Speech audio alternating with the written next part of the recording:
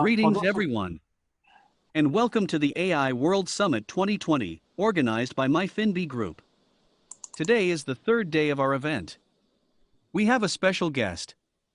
As part of a Fireside Chat series, she is none other than Samrah Kazmi, founder and CEO of Women in Sustainable Innovation and Innovation Strategist of RESRG.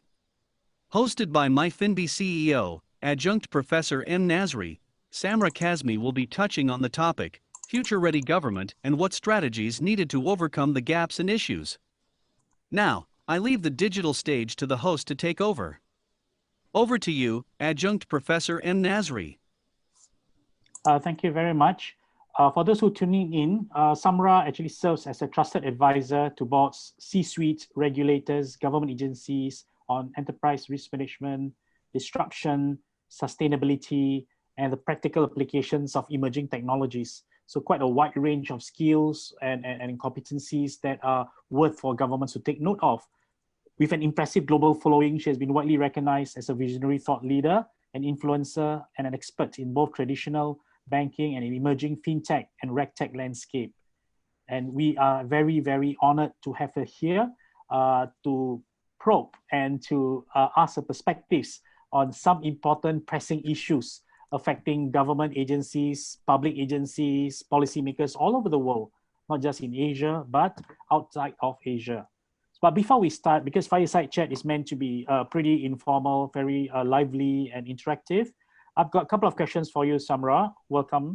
I know you're dialing in from New York. It's quite late, but still manageable to you, right? So right now, what does AI mean to you personally? And in the line of exciting work that you do, what does it mean to you really?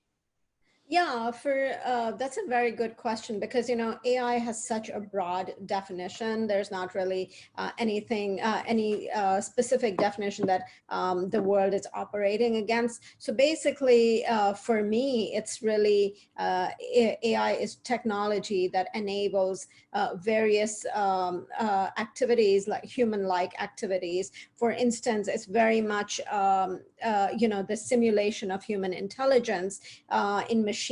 So today, AI is pretty much ubiquitous and embedded in virtually every device and machine that we use, even though many of us are quite unfamiliar, are not really sure that we're using AI. But my definition is very broad, from anywhere from automation, like robotic process automation, intelligent automation, to deep learning and neural networks. So for me, it's like any piece of technology that enables human-like activity and facilitates and reduces manual repetitive tasks. All of those things for me are encompassing AI. And typically, it demonstrates behaviors like planning, reasoning, learning, etc. How far do you think government agencies all over the world are pursuing AI compared to the private sector? I mean, you sit on various boards, various committees, you perform various functions, and you advise both public and private sector. So based on the definition of AI that you've just highlighted, how far has the government been in terms of pursuing AI as an internal adopter, as an adopter of AI versus the private sector? Yeah, that's such a great question, and there is no good answer for it. So on a certain level, it is very difficult for governments to do widespread adoption of AI, simply because most governments, especially here in the US, I can't really speak for what's happening in Asia, but in the US, most government institutions have legacy infrastructure. So it's actually very difficult to incorporate new emerging technologies into those, into the legacy infrastructure. Also, because most governments have limited budgets, so it's very difficult for them to actually completely rip out the legacy infrastructure, put in new infrastructure just to accommodate, a platform like technologies to enable AI. So what is happening right now that they have, they adopt, they use the legacy infrastructure that they have, but they also use SaaS software, which is software as solution, software as a service tools to enable AI-like or simulate AI-like functionality. For instance, manual repetitive tasks can be used by these software, but for the most part, what we see that AI adoption in the public sector is really lagging. I don't know how familiar you are with this piece of news that once the pandemic hit in the US, the government was creating all these stimulus programs, and it was unable to actually disseminate a lot of the funding to many of the recipients because its technology was so outdated and could not handle the volume. They were in fact using COBOL as a language, and they couldn't even find programmers who could come in and actually help them out. So, so that is one of the challenges that we see, and I'm going to actually go out and on a limb and make that statement that in general, the public sector does not have the funding to go and do all-out adoption of emerging technologies, specifically AI. And the way they bridge the gap really is by piecemeal software as a service type of tools. You mentioned cost as an inhibitive factor for them to pursue AI due to the legacy systems that are already in existence, right?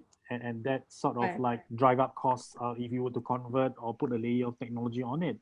Other than cost factor, what else are the barriers towards adopting AI, as you mentioned? Yeah, the other barrier is really talent, a shortage of talent.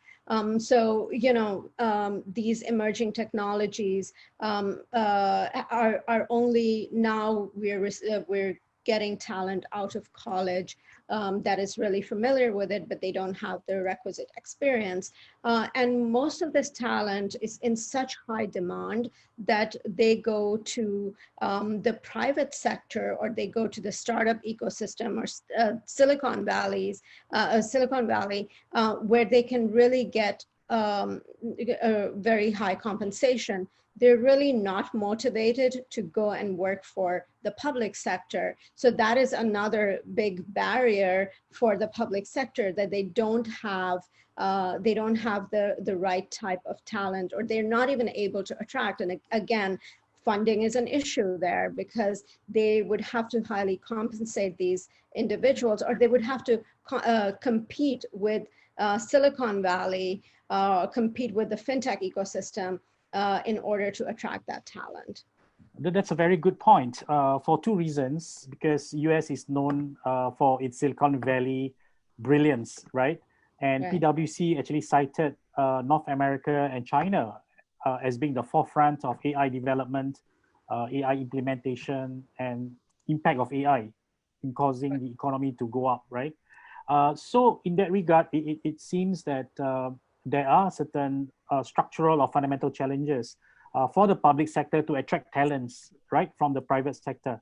In that regard, wouldn't some form of partnerships exist, or wouldn't the public agencies pursue some kind of friendly private-public partnership model with the private sector to address this gap? Would it work? Yeah. So actually, what has started to happen now is that corporate innovation ecosystems are being formed in different regions across the United States. For instance, in North Carolina, the Raleigh-Durham Research Triangle is where, in partnership with academia. So there, wherever there are like a number of universities that are creating this talent. Also, there is a startup ecosystem around there. And then you have support of the local or state governments who can help with, promoting whatever technologies they can. They can use the technologies that are being developed in their own programs. They can provide office space. They can provide, internships, etc., to actually make use of this and then facilitate the patent process for any kind of emerging technologies that come out of it. So that is what we call the corporate innovation ecosystem. It's really actually designed to benefit corporate sector, but in a the peripheral benefit also goes to academia as well as to the government sector. Right, excellent answer. You have led, designed, and executed a lot of transformation projects, large-scale regulatory change management programs, and I like the term regulatory change management programs on how to reflect industry best practices or industry connectivity, right, and embedded itself into the ecosystem. Could you share a little bit more about your experience in dealing with such term as regulatory change management programs?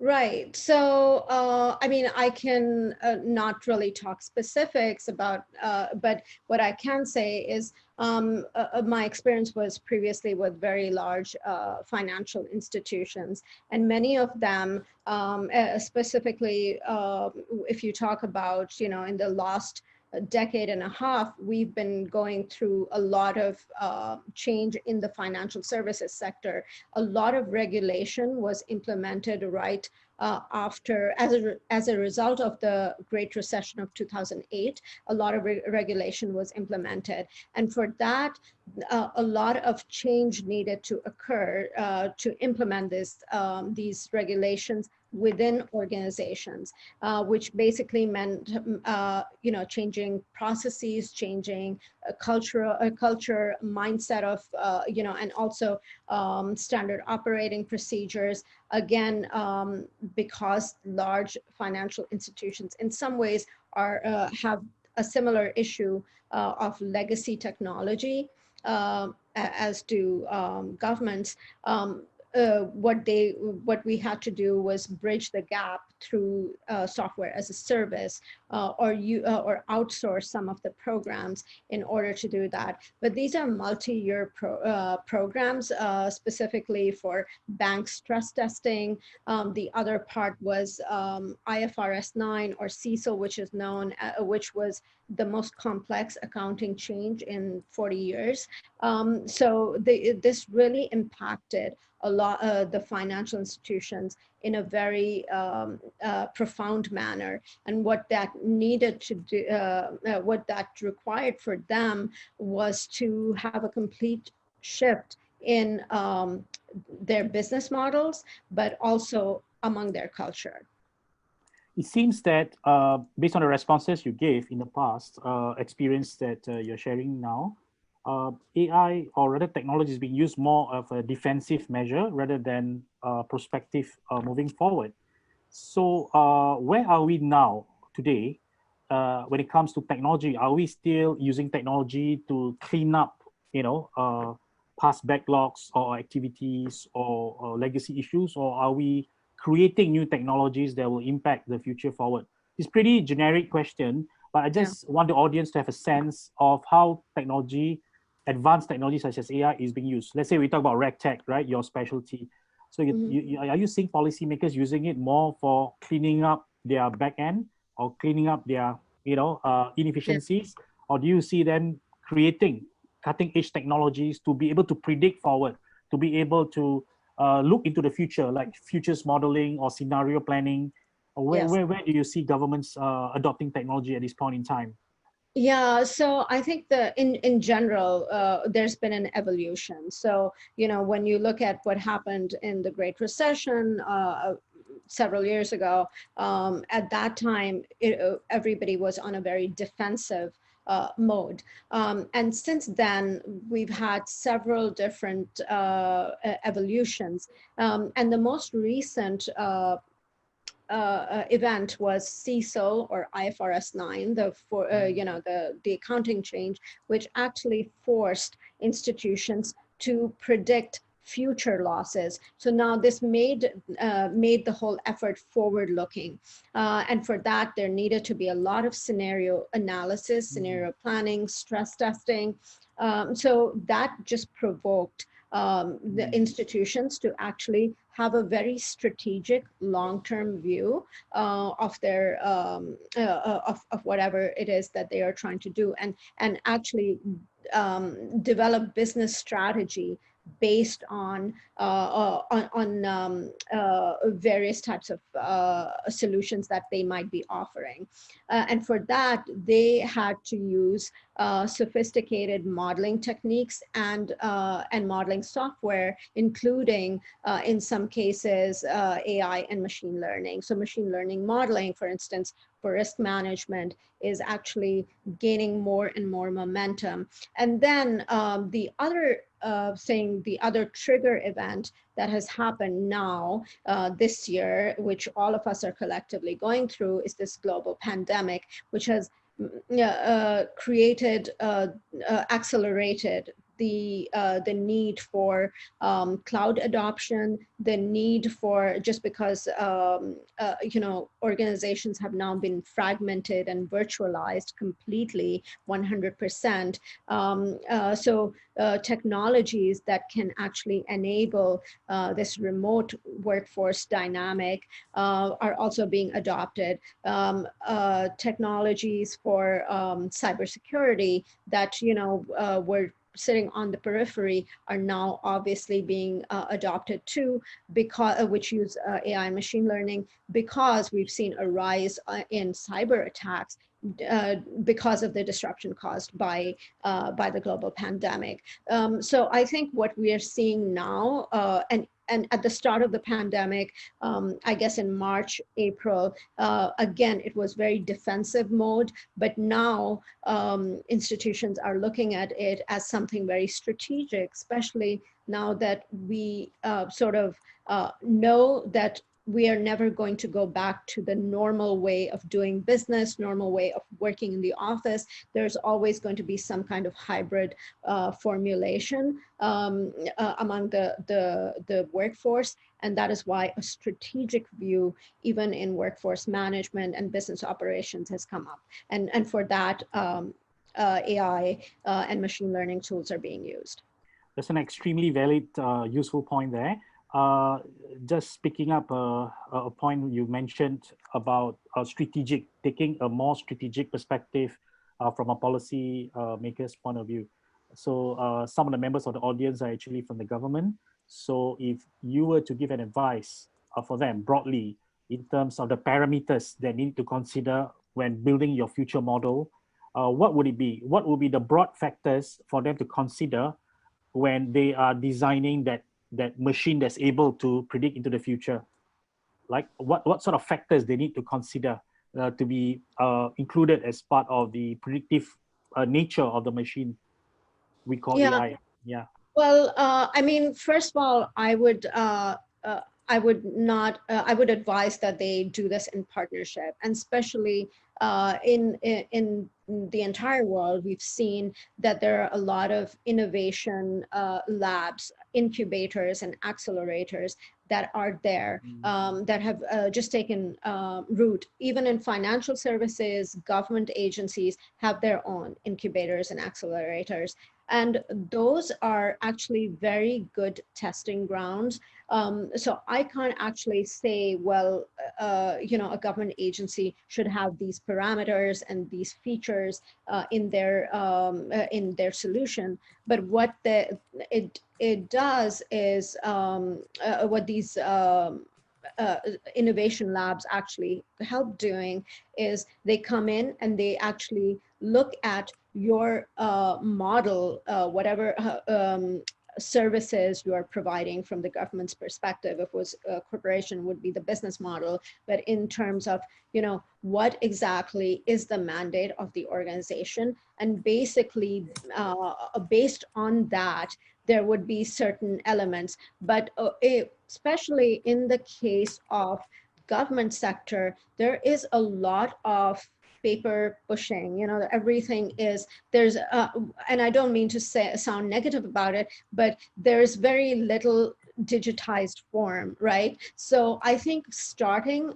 small and in those areas like digitizing processes, and making the user experience better for those interacting with the government agencies, and also making the user experience better for the government employees, that is going to substantially increase productivity. If you just did this one thing by digitizing, that is going to really, eliminate so much of the repetitive manual tasks that are really prevalent in the government sector. Thank you. Excellent answers there once again, Samrah. Earlier in the session, you spoke about how AI actually is able to mimic human abilities, human decision-making processes and all that. Would you be able to cite examples or case studies of how this is being put into practice based on your experience of how AI actually augments the human abilities? And what was the reaction when such technology is being deployed or implemented, and the kind of resistance, if any, were posed by workers or management? So it's a two-tiered question. One is that based on your experience of using AI or how observing how AI is being adopted by the agencies, how did it actually help to augment the human abilities? So a couple of examples would be good, one or two examples. And how did the humans react to it, those who are directly or indirectly affected by the project? Right. So I would say, like especially in the government sector, the example I gave about digitization, definitely the user experience was really was elevated, and so was productivity. And the other thing that happens when you use AI and machine learning in any sector, and it creates this sort of elevation in productivity. It's by that we mean that employees now stop working on low value work. Okay, so they on low value tasks. They're no longer pushing paper. They're no longer doing manual repetitive tasks. They're now doing strategic, critical thinking type of work. So strategic work, critical thinking, they feel more valued. They feel that they have more of a purpose, and they feel that they're contributing more. So in one way, this is actually a very good thing that comes out of it. On the other side, when you talk about AI, machine learning, especially models, the issue, and if I talk about RegTech, for instance, if we are building models for RegTech using AI, machine learning, there is a lack of explainability, when it comes to algorithms, and regulators are very, very cognizant of that. And at this time, we don't have specific prescriptive guidance from any regulator on machine learning models. There is guidance, there are some guidelines, some guidance, but it's not prescriptive, and it can't be applied, unilaterally everywhere. So it can make it very difficult. The resistance comes really from senior management, from or senior officers who are actually unable to defend the results that come out of a machine learning model, because that can, impose fines, that can do various other things. In the government sector, using AI machine learning models to actually disseminate housing, affordable housing to someone, it can be used. But the problem again is any kind of implicit bias that might be in the model, just because training data was used, was not the data used for training was not appropriate for the population to which these loans are being given, or this housing product is being given. So there are a lot of challenges, and that's the issue. The bias is the issue. The lack of explainability is the issue on very large terms. Very interesting answer there. A fellow American panelist yesterday, Jane Pollock, actually mentioned about the politics of data, or politics of technology, where despite getting all the evidence, despite saying that this is black, this is gray, this is green, this is blue, right? Political figures may want to deny the results that come to them, right? Yeah. We call it moral hazard, call it agency cost, Right. call it whatever name.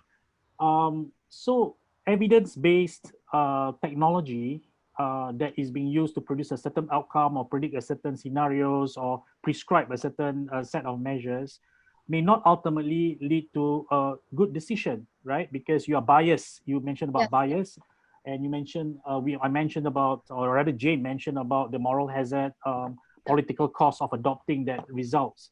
So this delves onto the issue of ethics also at the other side of the coin, right?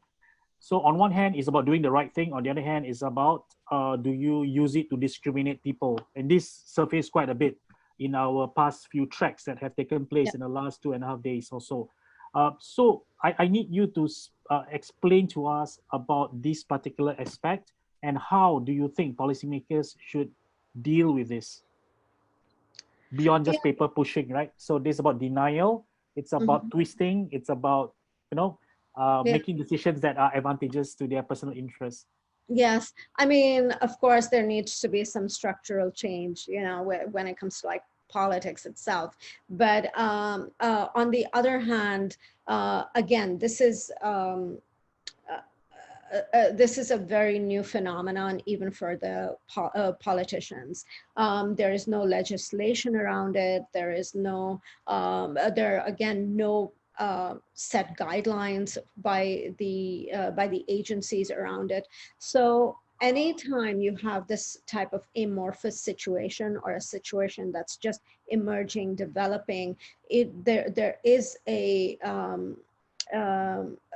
there is a risk of it being taken in the wrong direction, it not being implemented properly, or it just being completely dismissed. And we could see that for the next, I would say, maybe next few years, maybe in the next 3 to 5 years, we could see this tug of war between data scientists, actual, fintech companies who want to lend to certain populations, but are unable to do so because they might need the assistance of the government, or like some kind of stimulus lending programs. And they might not be able to do so just because we don't have the appropriate backing from our politicians. But at the end of the day, I think we in the US now, we have a different administration that believes in science, that incoming administration that believes in science, that believes in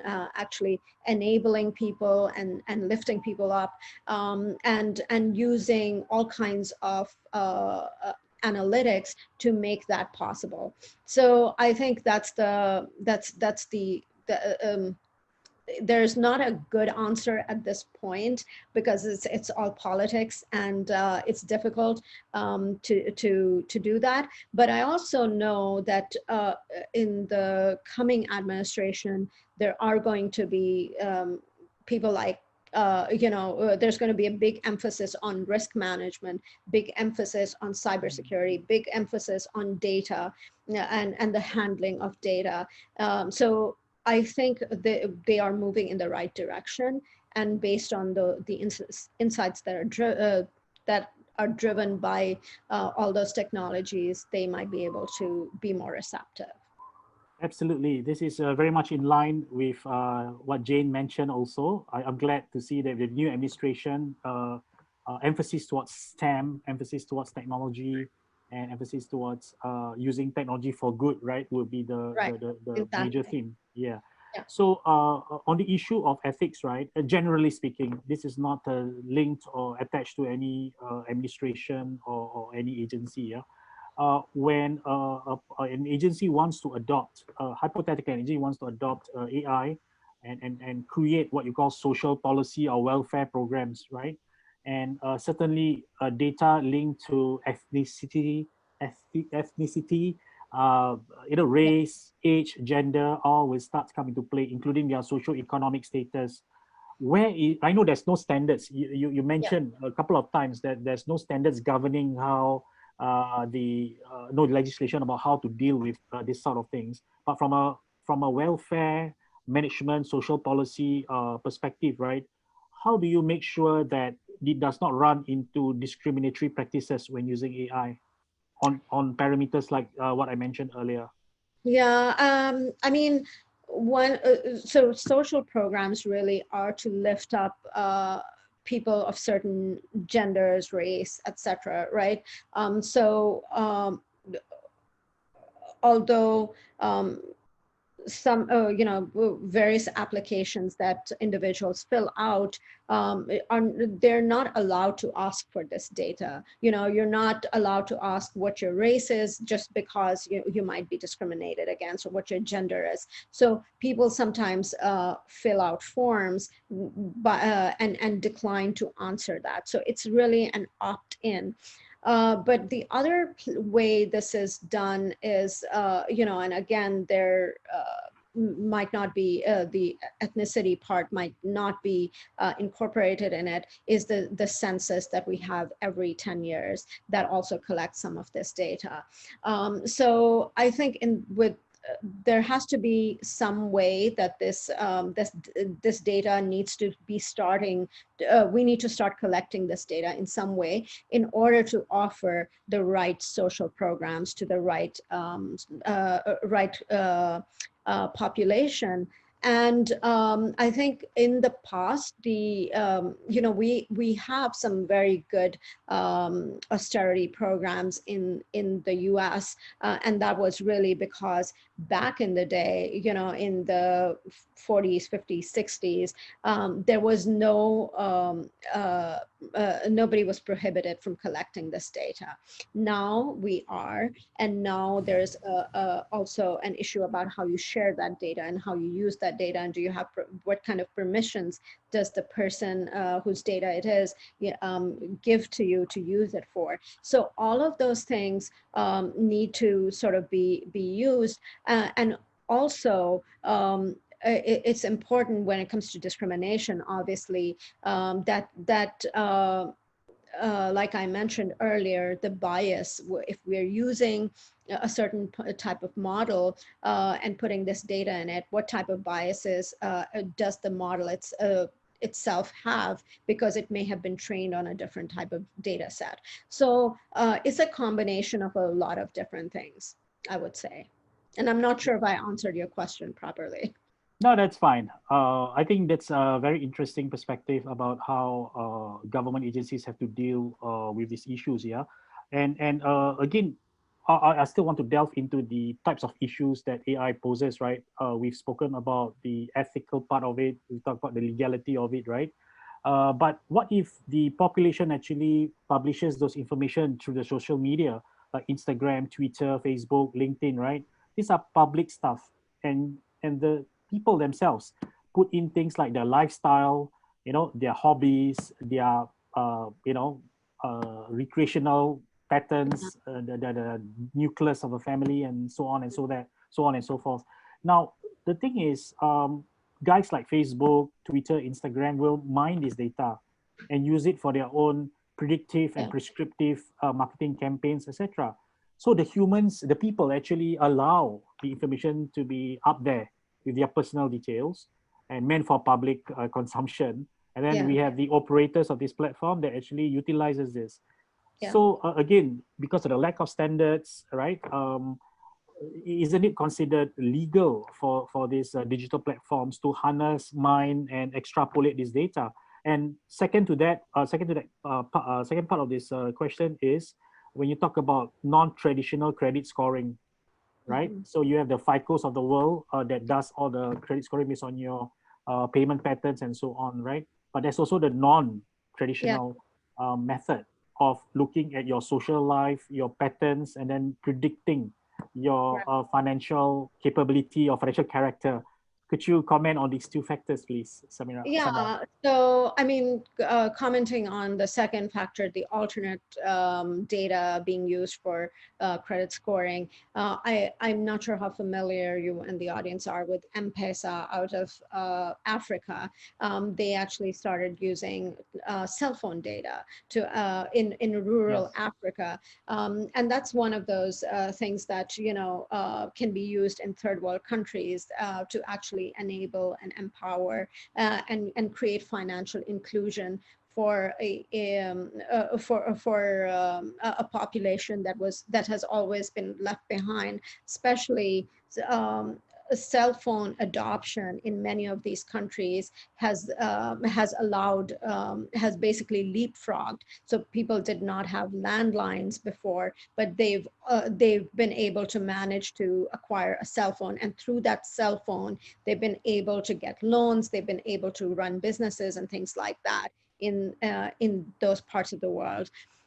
So that is one element of alternative data that is used, and it's being widely used in the third world countries. The other is what you're talking about, the social media, like any of the social media platforms, the data that they collect. Now, most agencies are not allowed to use that data in order to actually make any kind of credit decisions. Is that legislated? Sorry, is that a law, a rule?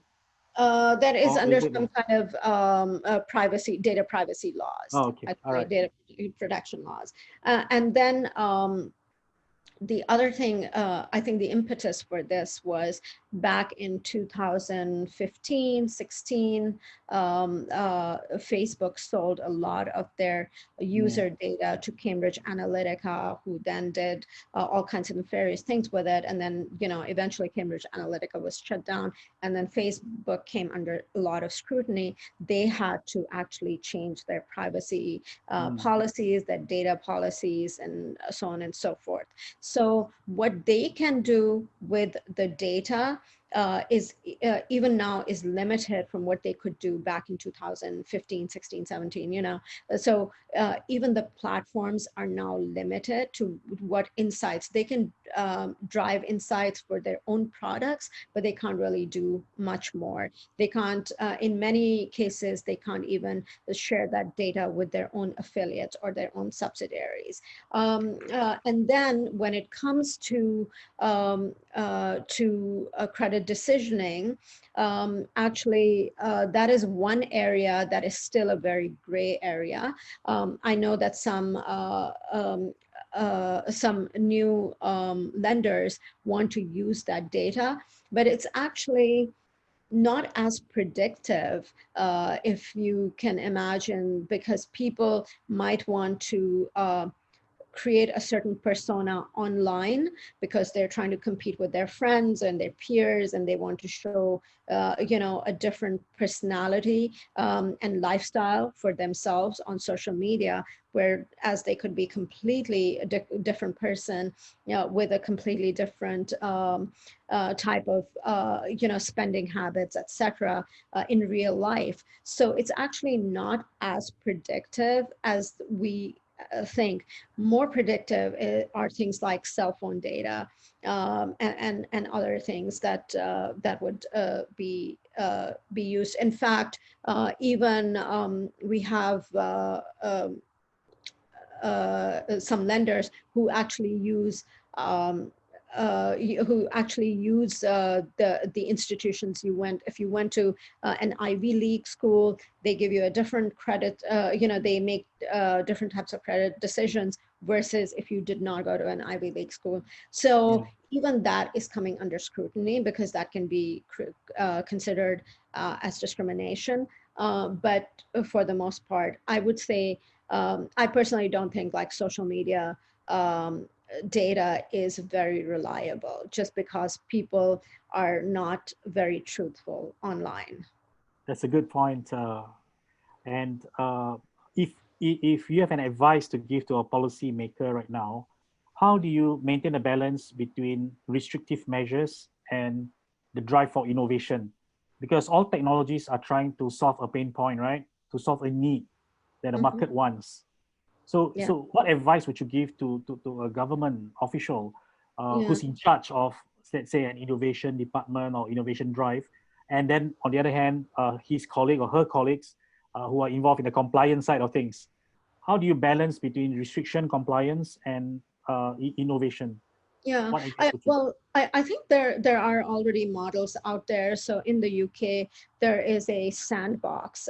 So again, going back to the recession of 2008, the US took a very different approach. They took a highly regulated approach, while in the, the US took a very highly regulated approach, and the UK took an approach of innovation. So they created this sandbox. They allowed startups to come in and almost created a laboratory where they basically developed products. They offered those products to customers, and they had basically the protection of the government, where there were certain hurdles that they had to meet. So making sure that there was no discrimination, nothing like that.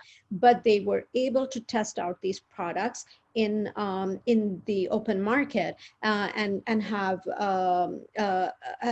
consumers use it.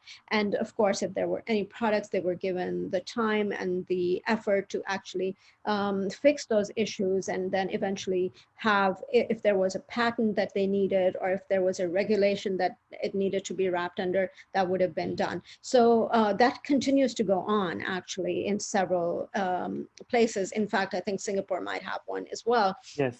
And so I think that is how it should be done. You should have right now in the United States we have something similar, a sandbox out in Arizona, where it's really for consumer lending. So just making sure that all the products are beneficial, or will not be creating any kind of damage to the consumer. They're not going to be discriminatory, but they can continue with innovation.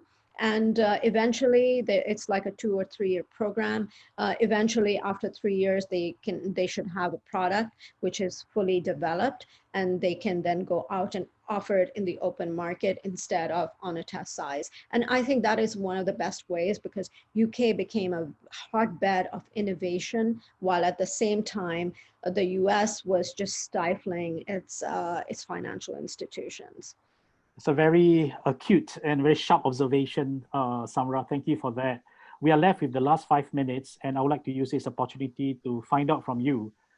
Sure. There are so many programs out there, right? Dealing with innovation, dealing with AI policies, programs, activities in the ecosystem globally, right? If you were to pick up one program that really caught your attention, or one program that needs to be done by government that will deliver the most impact, the most critical at this point in time, not just today, but for the future, what would that program be? What would be the best program that needs to be done right now by any government that is of top priority, that gives very meaningful, tangible impact in the short, medium, and long term?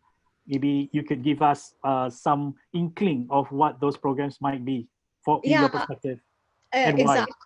why. Yes. So I think right now we're dealing with this global pandemic, which again, it takes, based on history, it takes about 18 months to go away, even if there was no vaccine. So we will, and now that we're thinking about it, we've been promised a vaccine, or we've been given the hope of multiple vaccines. We might see that ending up, that time frame shortening. However, I think the biggest issue we face today as human civilization is that of climate change. And for that, I really believe that the governments, private sector, the not-for-profit sector should all come together and do what they could come together, or they could do it individually, but there needs to be accelerators, incubators, where, you know, and programs where entrepreneurs are actually allowed to come up with innovation that will be sustainable, that would be sustaining, that would be effective and helpful to the client, to the climate. And of course, all of this is probably going to incorporate AI, machine learning, emerging technologies, all of those things. So that is kind of what I would say to anybody who asks me. Fantastic. Yesterday, we asked the 5 experts on what their wish list would be. They mentioned how AI should be used to deal with financial crimes. First one, because there's a $13 trillion issue right now, and channel back the money into back to society for other good causes. Second will be education, putting emphasis on the AI education to the young, to the youth, to the workforce, and as fast as possible. Third is entrepreneurial development. Fourth is small medium business development. Entrepreneurial development means the predicting the profile of future entrepreneurs. Yeah. Fourth and fifth are very similar to you. You're the only one who connected the two circles together. Climate change, and bring it down to the business owners, the small medium businesses, and then inculcate that into their practices, okay, in a massive way, and then dealing with the issues of climate and using AI to do a strategic audit of corporations, predict weather patterns, right? Assessing the whole deterioration or improvement in the weather conditions, so on and so forth. So fantastic idea there, Samrah. And allow me to end this session by recapping some of the key highlights that you mentioned, and Sure. feel free to interact or interject. Yeah. So I think you've mentioned about how AI is able to mimic human behavior, and this has made government agencies over the years to replace their low-value tasks or menial repetitive tasks into more creative thinking, more critical thinking, so to speak, and more value-added work in the public agencies. And public agencies have been struggling with many legacy issues, including legacy systems, and now they are moving towards IFRS 9, the COVID-19, cybersecurity. They have moved from taking a more productivity stance to a more futuristic and strategic view on AI technology. So it's coming to shape and form in the coming months and years, hopefully, where people realize that the power of AI lies beyond automation that leads to productivity gains, but more on future strategic outcomes. Yeah. And we've talked briefly about alternative data through mobile data done by African rural farmers, as well as social media data that could be nonetheless infringing private data, but this has been controlled and curbed quite a bit. And you also mentioned that social media may not be entirely accurate anyways, right? And so these are the kind of things that you mentioned that's resonates well with us. And you also mentioned about the balance for policymakers between managing the restrictive side of things, restriction versus innovation. How do you put enough restriction and control and compliance without curbing or inhibiting innovation? And this is done mainly through sandbox method and what we've seen in UK and even in certain parts of Asia like Singapore and Malaysia. And you hope to see more of this happening in the US. And public-private partnership is the way to go for public agencies to actually instill and inculcate innovation. Government agencies, policymakers cannot be doing this all alone, right? Any last? I would say innovation ecosystems more than public-private partnerships. So that means including academia also into that. Okay, putting in the educational institutions, right? Institutes of higher learning.